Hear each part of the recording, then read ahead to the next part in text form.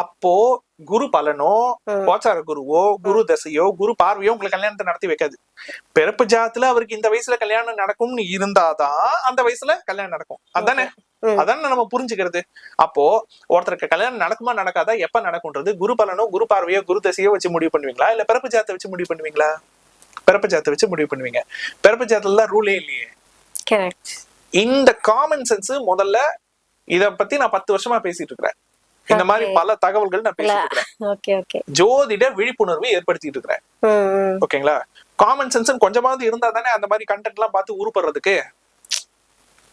பணம் ஈர்க்க பரிகாரம், கோடிகளில் கொட்ட பரிகாரம், ஏலக்காய் பரிகாரம், கொத்தமல்லி பரிகாரம், தனியா பரிகாரம், பட்டை கிராம்பு பரிகாரம் அப்படின்னு சும்மா ஷார்ட்ஸ் இல்ல ஒரு நிமிஷம் ஒண்ணுமே இருக்காது. வெத்தலையில மடிச்சு வச்சுங்க, இந்த பர்சுக்குள்ள இந்த போட்டோ வச்சுங்க, இத வச்சுங்க, அப்படியே கொட்டுன்னு அறிவுன்னு கொஞ்சமாவது இருந்துச்சுன்னா, காமன் சென்ஸ் கொஞ்சமாவது இருந்துச்சுன்னா, அது சொல்லுவாங்களே, எப்பா ஆட்டோ கண்ணாடியை திருப்பினா வண்டி எப்படிப்பா ஓடும் கேட்பாங்களா மாட்டாங்களா? கண்டிப்பா. அப்போ டெக்னிக்கலா பேசுற கண்டென்ட் எவ்வளவு வியூஸ் போகும்?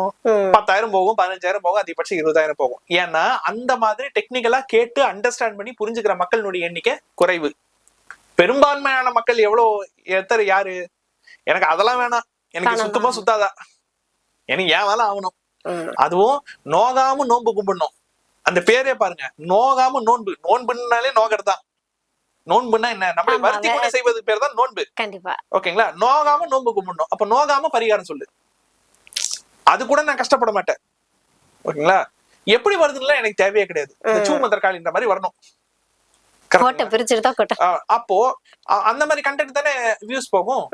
அப்ப அந்த மாதிரி கண்டென்ட் வந்து அதிகமா வியூஸ் போக இந்த மாதிரி ஜோதிட சப்ஜெக்ட் பேசக்கூடிய ஜோதிடர்களும் சரி, இல்ல அதை காட்டக்கூடிய மீடியாவும் சரி, அவங்க ஓரளவுக்கு மேல என்ன பண்ணுவாங்க, அவங்களும் விழிப்புணர்வு வீடியோ எல்லாம் போட்டு பாப்பாங்க.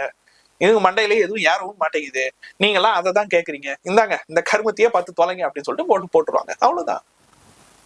அப்படிதான் போயிட்டு இருக்கோம். இதுக்கு எந்த சேனலும், இதுக்கு எந்த ஜோதிட சபையும் விதிவிலக்கு அல்ல.